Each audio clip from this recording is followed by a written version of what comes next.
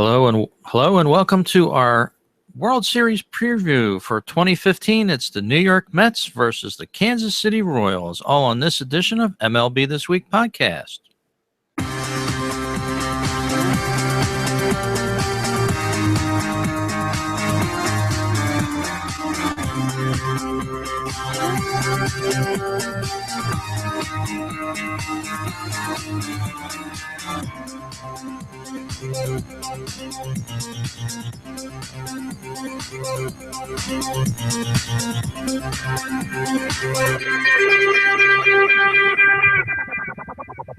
And welcome aboard, everyone, to this edition of MLB This Week Podcast. It's your weekly independent show talking all about baseball.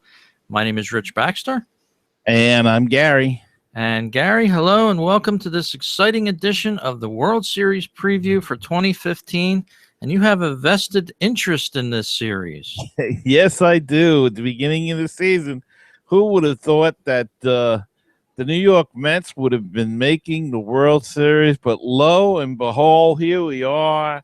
And I've got my banner here and my hat. And I'm all set. The Mets won the pennant, defeating the Chicago Cubs in 4 straight, a big sweep. Didn't think that was going to happen either, but that happened.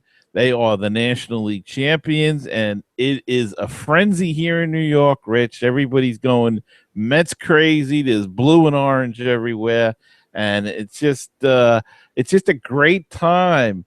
And we're so excited about the Mets being in the World Series, first time in 15 years that we've been in the World Series, and 9 years since the playoffs. So just an incredible time. And I can't wait for it to begin. I'm going crazy the last couple of days looking for something to do. Yeah, it's just amazing how when your local team, the team that you root for, gets into the World Series, the amount of interest it generates around the city which those teams play in. And as you said, Gary, there's so many fans wanting to go to see the games up at Citi Field and out in Kansas City. And believe it or not, the Mets are now holding the record for the highest prices ever in the aftermarket here, if you want to say that, for World Series tickets. They've eclipsed the highest price ever charged in the secondary market at over $1,667 per ticket is what you could expect to pay if you want to go to the World Series when it goes back to New York for Game 3, October 30th, the 31st, and November 1st. So 3, 4, and 5 being played in New York. And wow, the amount of money that's being charged for the tickets, a brand new record. Well, Rich, I know I've read some articles where people are complaining about the prices, but it's really nothing new. The prices always get tripled and doubled when there's a playoff or a World Series. It's just that everything is going up, and then the prices are so ridiculously high. I myself went on StubHub to look for tickets, hoping maybe I could find something, but standing room was going anywhere from $600 to $750 and higher. Kind of ridiculous just to stand there, But that's and who's got it was I think $950. I found the cheapest seat, but who's going to pay that kind? I don't have that kind of money laying around. And yeah, that's a lot of that's a lot of dough. And as you said, yeah, the secondary markets, they're getting a lot of money at $500 a piece standing room, $600 standing room, and that's a tough night, especially if you're a little older. You can't really stand for 3.5, 4 hours very easily most of the time, but yeah, you can't touch a seat for less than near $1,000. And as you said, it happens every time the postseason comes around, and every year it seems to take on more and more and more. So yeah, it's a tough break, but the fans probably best watch it on television, the ones that can afford those tickets, because after the series, you're still going to have some money in the bank, and you're going to be feeling good about yourself. And then you can go to the sports stores and buy those souvenirs, because they're not cheap either. But yeah, I mean, it's great to go. I was fortunate enough to go in 1986 to Game 1 and Game 7 of the World Series, and it was a thrill. But you do miss a lot when you're there. You're not sitting in. We weren't sitting in our usual seats, which were pretty nice, and we were sitting way up in the upper deck, and you do miss a little of the intricacies that you may catch on television. And of course, you don't get the analysis, so if there's an argument, you don't know what they're talking about or anything. It's a little different nowadays because now they show the videos and stuff right on the screens, and so you kind of know what they're arguing about, at least with a play. But I've had my run at the World Series, so it's somebody else's chance, and I'll enjoy it sitting in Section 1 right here, right near the restrooms and the concession stands on my couch. So I'll have to enjoy it that way. Section 1A there in the seating, the home seating there. And maybe a Met fan might consider this, hopping a flight out to Kansas City, standing room only, going for $2.99 at the lowest point, as I'm looking at this right now as we're doing the show on StubHub. And you could probably get a seat for $400 or $500 there in Kansas City if you have the extra spare change laying around. But as you said, Gary, the game seems to go so much faster in person, and you do miss a lot of the you don't know what's going on as good as the people at home that are around the television, believe it or not. Exactly, because as you said, and another thing, you're at the game, you're talking, it's easy to get distracted. Maybe a nice young lady walks by, something like that, and that takes your attention away from the game. But yeah, it's I had to go home in '86, and I had taped the game on a VCR for those who remember what they were, and actually played it back the next day and say, "Oh, that's what happened." Yeah. So, but it was fun being there, and something I'll always remember. Can't complain about that. But it can be a hassle too with the parking, and because they jack the parking prices up as well. So it's not a cheap ticket, and but if you can enjoy it, if you can take mass transportation and everything, it's a thrill to be there at least once in your lifetime. And as I said, I've been there once in my lifetime, and just have to be satisfied with that. Yeah, and as we were talking about before we started the show, you can't take for granted that your team's going to return to the World Series anytime too soon. As you said, it's been 15 years for the Mets so far. It's been, the Royals had a little taste of the World Series last year, but prior to that, it's been many years for them.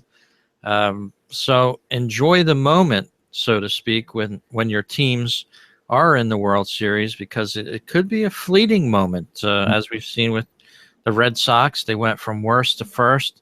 Now they're back to worst. It's something that you can't predict, and that's for sure.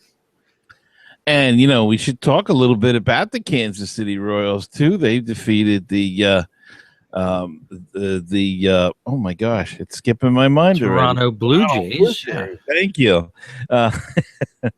In a hotly contested series, went 6 games, and they deserve to be in there. They played well, and they have the home field advantage because of the All-Star break. So I can make a bold prediction and say that the winner of the World Series is going to be somebody that wears a Royal blue cap, because both teams wear royal blue caps. So Yeah, a lot of blue. no, that's gonna win is gonna be. But yeah, congratulations to Kansas City. As you said, they lost in 7 last year to San Francisco, and uh, we in New York hope the same outcome happens this year. Yeah, the series there, the league championship series, and it's a long battle. I was looking at the matchups from the wild card to the division series to the league championship series, and now the World Series. It's such a long, drawn out battle for these teams, and it just goes to show you the ones that make it to the World Series are usually the ones that have peaked at the right time in the season, and I think you could say that about Kansas City and the Mets. They seem to pick it up after the All-Star break and then really come into their own in September in the baseball season. They seem to start to run the table on certain teams, and you could see them both accelerating at the same time, even though they really weren't picked to end up in the World Series before the season started. Yeah, Kansas City, had, as you said, went to the series last year, had a good team. They lost a couple of guys, I think, in the off season, but kept signed a couple of guys, and got off to a big lead, had a big lead in the division, got a little bit challenged there, and then pulled away again. And so it was a little easier for them, you might say. They had a cushion there, but it's not an easy haul anymore to get to the World Series. It's very difficult. You remember years ago when there was 10 teams in each league, you'd win the league and the World Series would start the next day after the season ended or 2 days later or something. Not anymore. Now with these layers of playoffs, it's tough. And, add in the wild card. And as you say, Rich, somebody could get hot and go right through. And last year, for example, both teams were wild card teams and just went right through, and San Francisco won the World Series. But it's so it's so harder now than it was years ago. Yes, it is. Well, we're going to see it all start up on Tuesday night. And nice schedule for the World Series, all night games to start it off. And I kind of miss a day game in the World Series. I didn't do any research on when the last day game was played. But I guess it seems with the TV revenues and money and things like that, Gary, it's all primetime night games now from here on out. Yeah, and it's, as you say, Rich, it's all about the money. It's prime time, no more during the day like it used to be. They don't want to lose that valuable audience. Remember when we were kids, we'd be sneaking in the transistor radio into class with us to listen to the games, and but not anymore, Rich. Yeah, it's strictly a night affair now. Game 1 being played in Kansas City, October 27th. Game 2, of course, staying in Kansas City. Very important.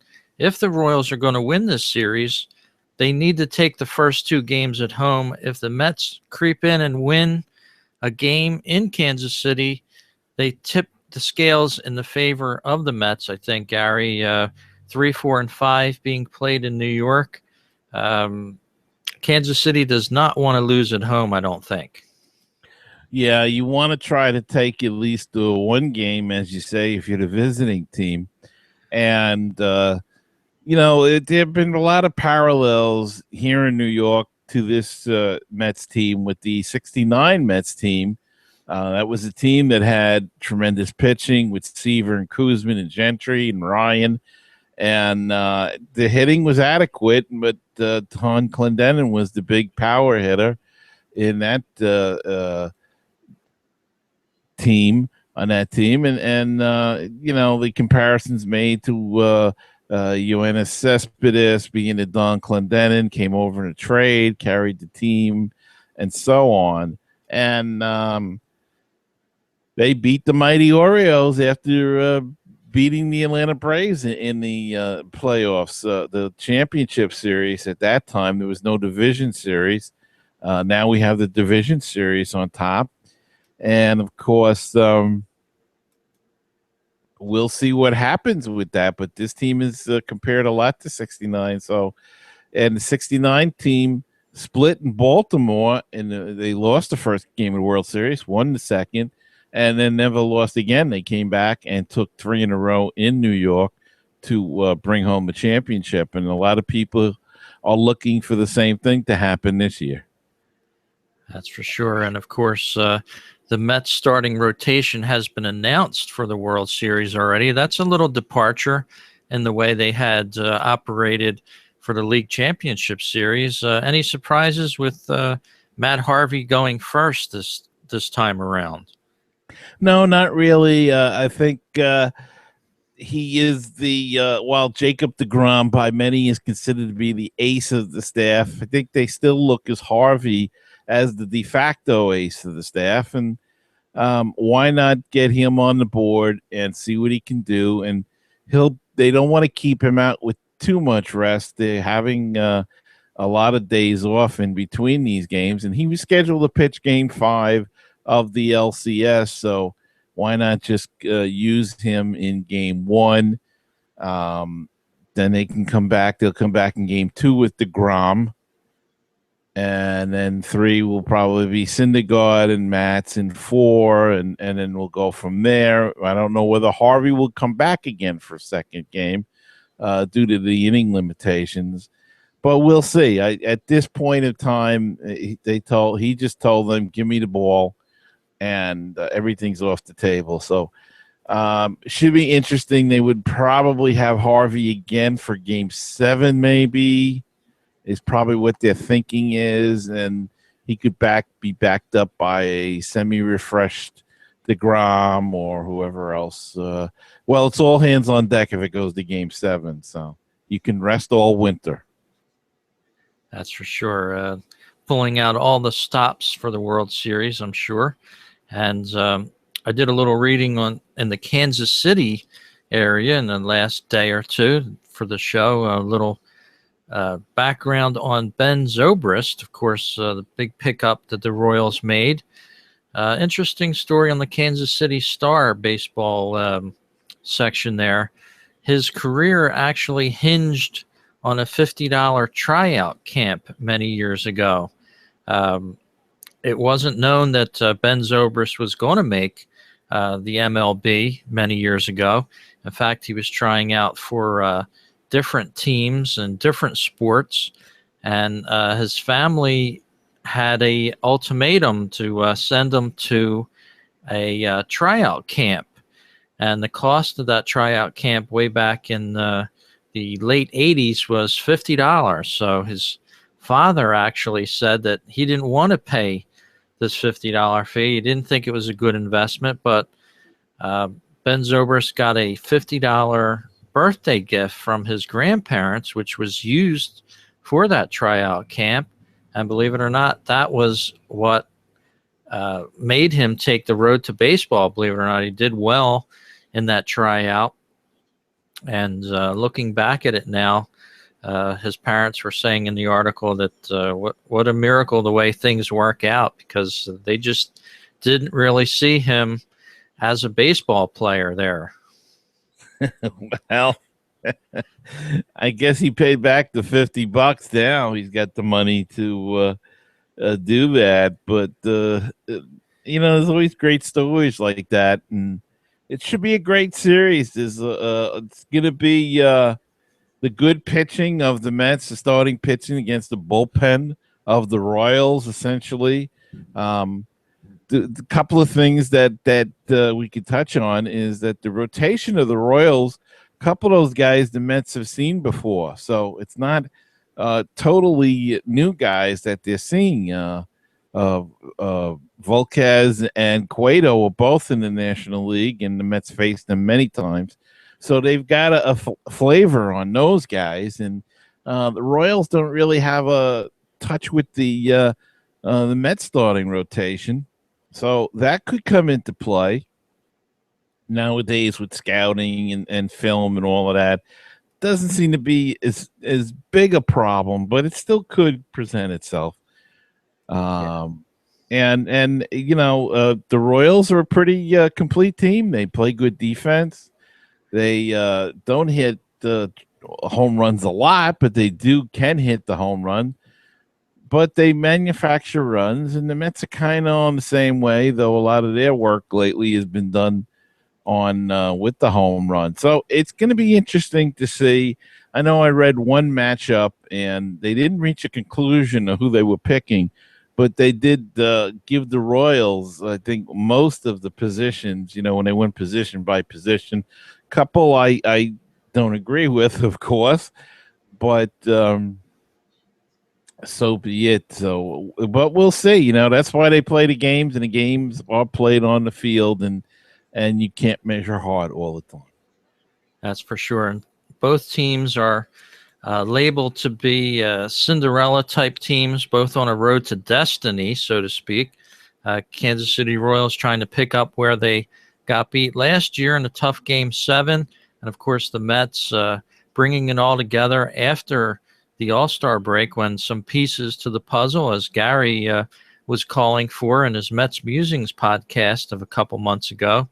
You might want to review some of Gary's older Mets Musings shows this year. You can find them at Baseball Talk Radio and at MetsMusings.com. He actually called the couple players that the Mets eventually brought in, being Cespedes and Uribe over at third. So, that seemed to be the magic gel that pulled the Mets together. And, of course, the Royals were a long shot to make the World Series again. So both teams are being labeled on the road to destiny, so to speak, but only there's going to be one winner. So that's what's tough about the World Series sometimes, Gary. Your team gets in it. They battle royale, and there's going to be a loser. So that's the eventual outcome of the World Series. There's going to be one winner and one loser, and it's going to be a really good series, I think. A lot of people are saying it's going to go 7 games. Yeah, and as you say, Rich, it's going to be a winner and a loser, and you hope it's your team. But you know what? If your team can make it to the World Series, then sometimes you just got to accept it that was a fantastic year, unless you're the Yankees or a team like that. And neither one of these teams are in that mode. But, Kansas City may be a little bit more disappointed if they lose this year because they lost last year. And at least with Met fans, we'll be disappointed if they happen to lose. I don't think they are.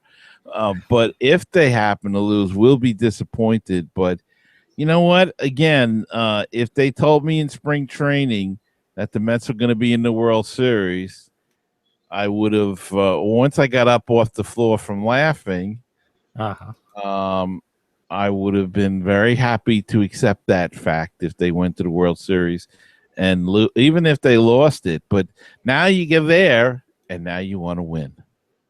That's for sure. And before I forget this, I know from being in the situation in the Philadelphia area, fans that are going to buy tickets that don't go through StubHub or the official source for tickets, which of course the games are all sold out, do yourself a favor and do not buy tickets from anybody that is selling them from their hands, because you can be ripped off tremendously fast. Even if somebody has tickets in their hands, you don't know if they've been canceled or anything like that. So be very careful and very wary about buying tickets, especially from somebody you don't know or something like that, because there's always ways that people are trying to take advantage of fans that are just wanting to see their team play. They might put a Craigslist post or something crazy like that, or just don't do it. Do yourself a favor and do not even respond to ads like that. Just wanted to throw that in before I forgot to mention that, Gary. That's good advice, Rich, because, people get ripped off all the time, and especially at this time of the year.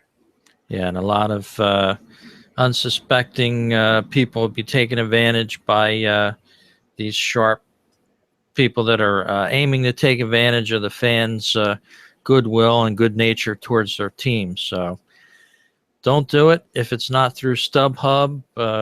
I know a few years ago I sold tickets to a World Series game via eBay, Gary, and that was a tough sale for me. Um, you had to wait about 20 days after the sale of the ticket for the eventual cash to come your way. So Boy. even selling the tickets officially is tough. And it's pretty nerve-wracking. So enjoy the game, but don't go out there and lose your money, fans.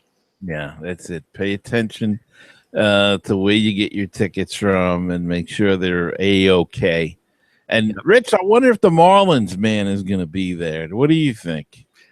Believe it or not, I did a little research on the Marlins man last week. I actually printed an article out on it, which I don't have with me right here on the show. But yeah, he was seen at a couple games in the last few weeks, MLB playoffs. I kind of expect him there. He seems to have the cash to lay out at these events, and he's paid, I think, $8,000 for a seat for the Cubbies league championship game. I believe he was in Chicago for a game. And yeah, the guy's pretty amazing. He's a lawyer, apparently, that travels all over the country, different sports. It doesn't necessarily have to be baseball, but yeah, he's sort of making his mark as a super fan around all the different stadiums. And I know he's done some good. He's made some donations in Kansas City, but I don't know. It just gets annoying after a while to keep seeing that orange jersey there, and he always gets the seats behind home plate. But like, I guess if he's paying $8,000 a ticket, somebody's going to give up their seat back there for $8,000, I guess. But I don't know how he gets them all the time. Yeah, well, they have different ways, and I guess the biggest way is money talks. I did pick up a story late this afternoon about a good-natured gesture. A bunch of fans got together. They want to send the Mets beer vendor out to Kansas City to cheer his Mets on, and they established a GoFundMe page, Get the Beer Man to the World Series. And earlier in the day, he only needed a few more $100 to get there. In fact, right now, the goal was $2,200, and this was just established in the last 3 days. They're up to $1,870 to send this beer man from Citi Field named Jason C. I don't have his last name, but apparently $2,200 is going to get it done for him, and they're almost there. So if you're a Mets fan, you're listening to the broadcast, you might want to go to hallofverygood.com. They have the story there. And he has a GoFundMe page. It's gofundme.com/Beerman World Series. You can see a picture of him there on the page. And yeah, I think he's going to make it there to Kansas City to see a game. He must be a very good beer man if people are want to send him that badly. And isn't he working? He's going to be working at the World Series. So I guess this way he can actually see a game without working during the game. Yeah, I'm not so sure he's going to be working the game, but yeah, there was a GoFundMe page established for him, as you can see on our video portion of the podcast here. 39 donations so far, and of course, I like this GoFundMe setup here, Gary. They get their name. Here's a lady gave $261 to the cause 21 hours ago. That's probably an amount she had in her pocket, maybe kind of an oddball amount there. Here's one guy gave $15, another guy $100, $20. Anonymous gave $24. So Yeah, the Mets beer man looks like he's about on his way to go see a game out there in Kansas City. Well, God bless him, and hope he enjoys it. That's for sure. A lot of great stories there coming out of the World Series. And one of the good stories has been the owner of the Kansas City Royals. And he actually called Daniel Murphy the reincarnation of Babe Ruth in the last day or two. Uh, Royals owner David Glass is a official in the Walmart empire. And yeah, he's made his mark on the Kansas City Royals, hiring GM Dayton Moore a few years back. And it's all paying off for the Kansas City Royals now. The Royals fans were years sort of a laughing stock of baseball. It's been many years since they've had this much success. But finally, some success for the owner out there. David Glass and Dayton Moore as his GM. So it's another part of the story there in World Series 2015. And the Royals were really one of the teams of the '80s and the late '70s were always in the playoffs and kind of slipped, as you said, in recent years. And this is a resurgence again of that franchise. And remember they had the baseball academy there for a while where they would I guess it was like a college almost, where they'd get kids in and they would learn to play baseball the Royals way, whatever. And then they actually had some graduates make it to the major leagues. I can't remember offhand, but I guess time and money, it got expensive after a while. So they no longer have that. But that was a big thing when they first came into the league, that they had that academy. And, while we're at it, Rich, let's give congratulations. You mentioned Daniel Murphy. He, of course, was the MVP of the 2015 National League Championship Series.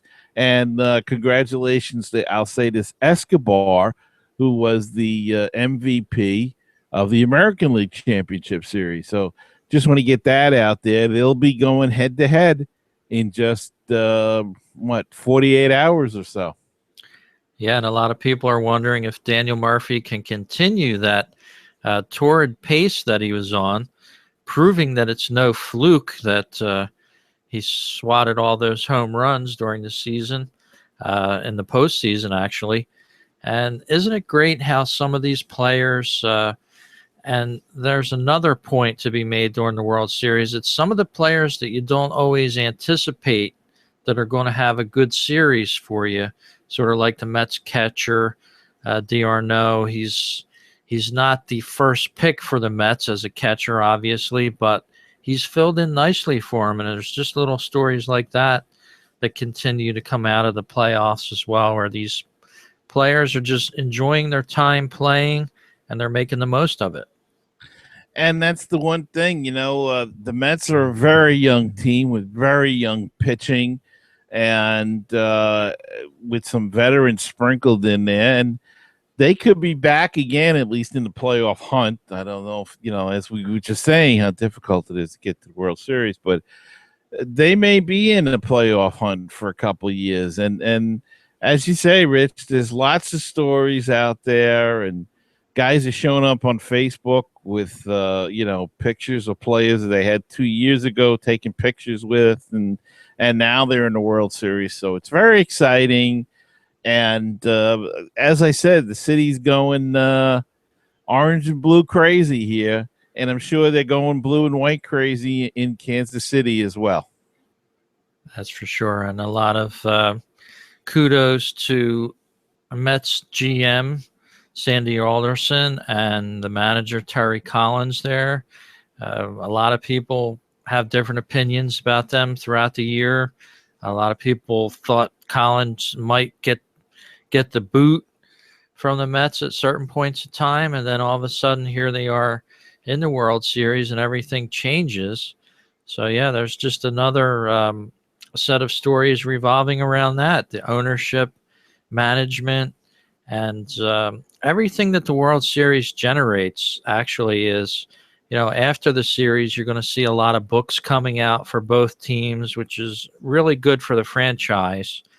When you have some losing seasons, of course, there's nobody that wants to write a book about a team, but Mets fans and Kansas City fans will have plenty of opportunities, I'm sure, to read the stories that come out of the series and of the season.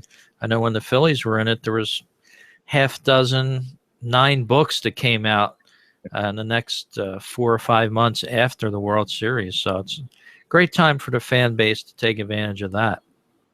It certainly is, and as you say, Rich, I remember in '86 when the same thing was with the Mets, and '69 there were all kinds of books coming out, and it's a great thing. It's a great time for these guys. They've already been on Jimmy Kimmel, the Mets. They've been announced at the hockey games, the local hockey teams. So they've been keeping busy, but. As you say, it's a great time, and it's a good time to be a Met, and a good time to be a Met fan.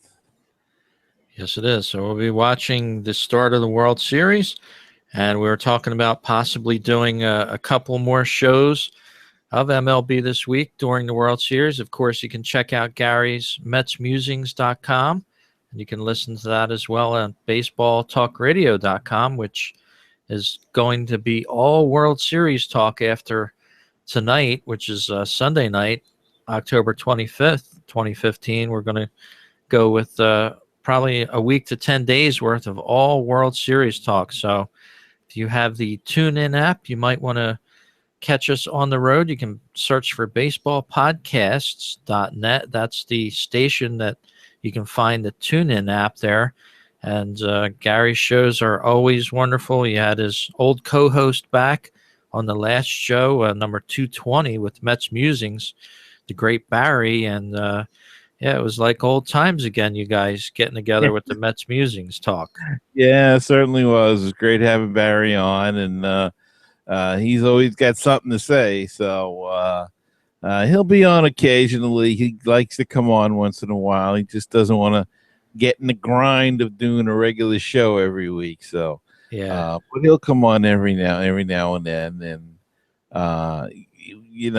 it's fun. It's easy to do this year in some ways, and I got to tell you the truth, in some ways it's harder to do a show when they're winning, because there's nothing really to complain about.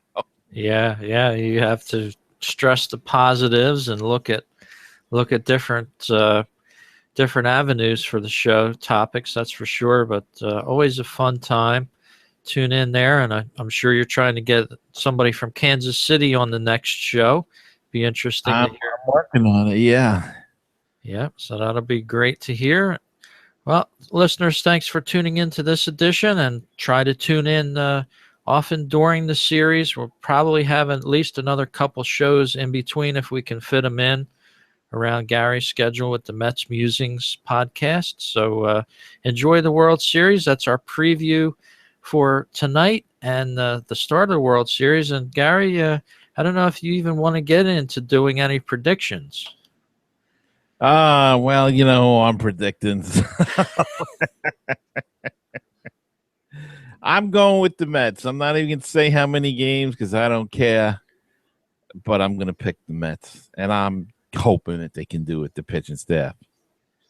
Yeah, I started an Sirius Radio XM online trial this afternoon and was listening to a lot of talk. A lot of the talk was Mets in 7. So I think I'm going to jump on that bandwagon and go Mets in 7. All right. And my wife and I usually have a nice friendly wager of a dinner or something like that. And she actually likes the Royals. So if I lose, I'll be owing her a dinner. And if you win, you're going to get a nice dinner. So, yeah. Well, thanks for listening to this edition of MLB This Week. We'll be back with more great baseball talk centered around the World Series. Hope you tune in. Have a great week, everybody.